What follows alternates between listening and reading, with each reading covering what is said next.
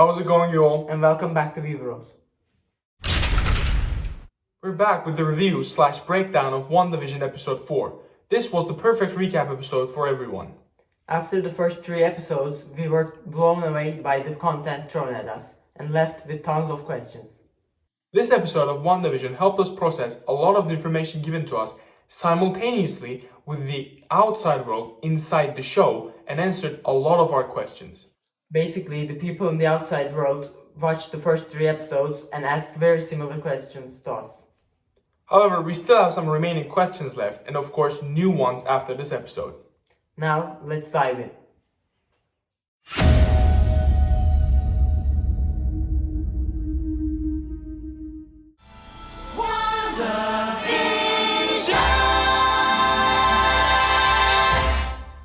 The episode starts with Monica Rambeau blipping back after 5 years.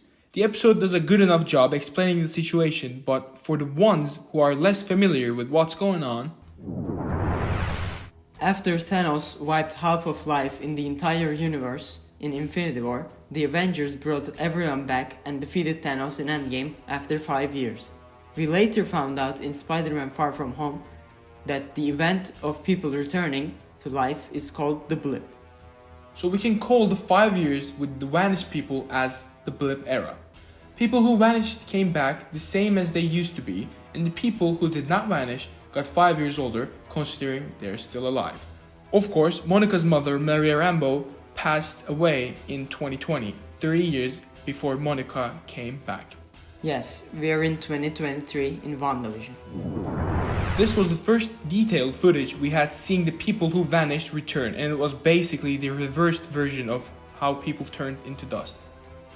We heard from the inside of Monica's head about her childhood memories of her mother. We wonder if everyone went through a similar experience after vanishing. Of course, Monica was next to her mother before vanishing and thought she was just sleeping for like 20 minutes, so it could just be some sort of a dream she was having. Monica, after processing everything in only 3 weeks, returns to her job at SWORD. We learned that SWORD has been active since Captain Marvel around 1990s and Maria Photon Rambeau was one of the first or founding members. The name Photon is Monica's alias in Marvel Comics, but in the MCU it is associated with their mother. Monica meets with her non-vanished friend, now the director of SWORD, Tyler Hayward.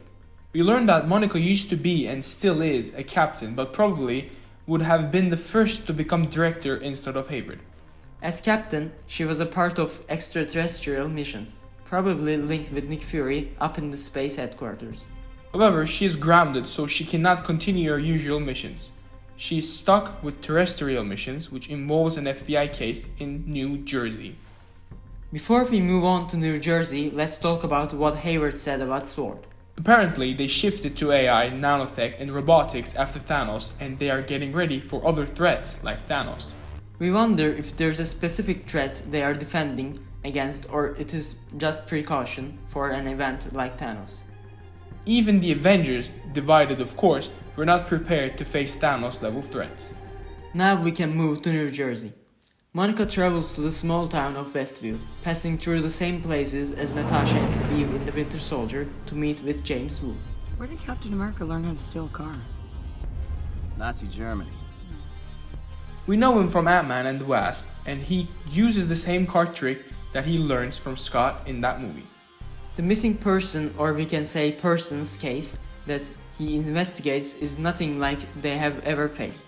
The whole town of Westview is missing and no one around knows of his existence or knows the people who are gone. We can sense from Monica that she was undermining Wu and the case, but after hearing this, she started to take the task more seriously. We believe Wanda, when creating this perimeter around Westview, made sure to wipe the memories of the people outside who were related to Westview or people inside it. She learns to use the powers of the Mind Stone and grows stronger with it. Can we call her the new Mind Stone now?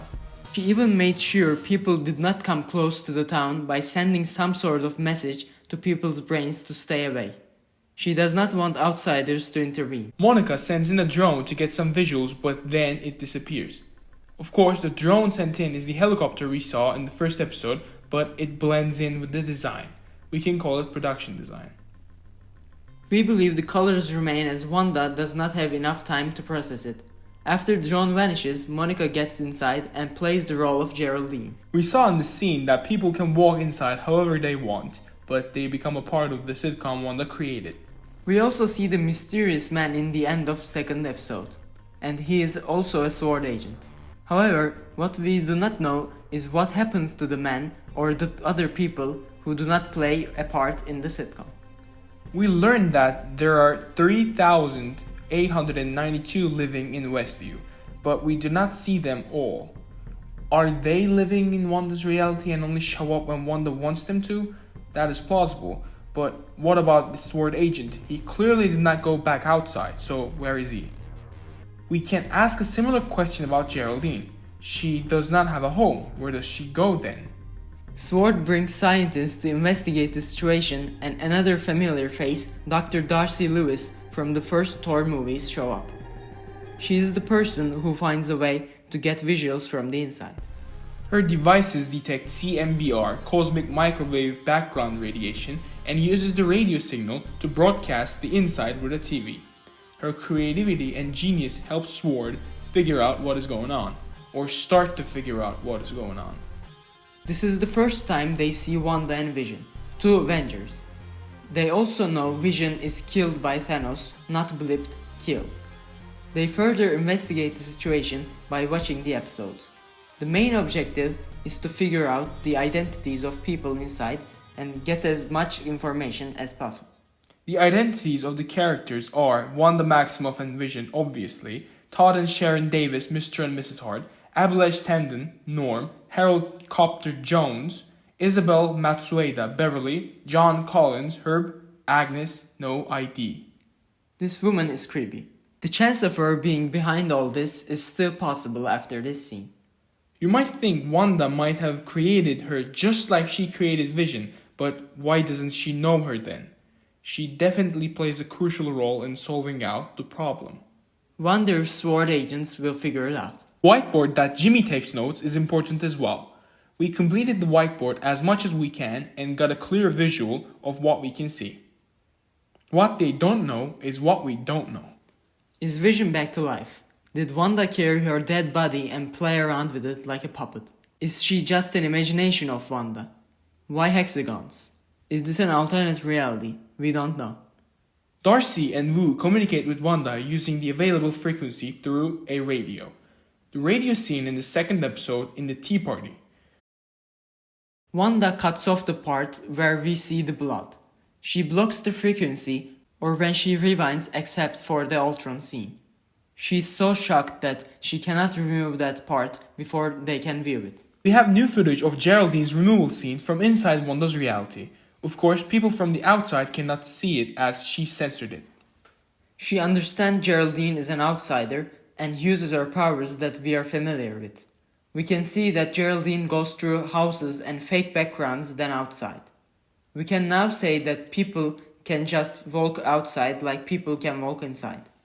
What is preventing people like the doctor from the last episode from leaving then? We know that Wanda uses her powers to convince people they actually live their real lives, so she probably prevents them from leaving as well. After Monica is gone, Vision enters, but without a part of his head. Wanda sees her dead version. Is that because Wanda remembers, or is that Vision's actual look? Theory time.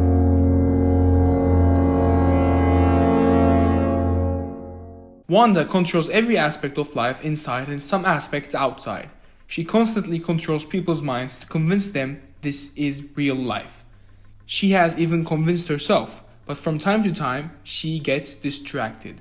For example, Mr. and Mrs. Hart dinner, the Tea Party radio, the SWORD agent in the alley, conversation with Geraldine. When Wanda gets distracted, she loses control of her reality. This is why Mrs. Hart was able to say stop. And Herb remembered about why they're all here. Because when Wanda gets distracted, people can remember their real lives. However, when Wanda takes care of the situation that bothers her, she gets everything back under control and everyone continues their lives. She's like the new Mind Stone. The new question is, what is Wanda's limits? How many people can she influence for how long? If she gets distracted for long enough, can she lose control? Would she hurt the people living in Westview or let them go in a scenario where she loses control? Who can stop her if she loses control? Some of the questions in our head.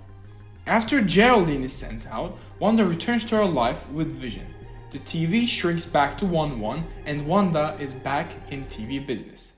More to see on Friday. I have to say, I miss seeing the life inside Wanda's world. There's an interesting story going on there and we would like to see more. Of course, Monica outside with inside intel, SWORD will try to figure out a way to bring Wanda back, which means they will intervene more. We are looking forward to see Wanda's reaction. We hope you enjoyed this video. To see more content, check out our channel. This is it for now. Viewers out.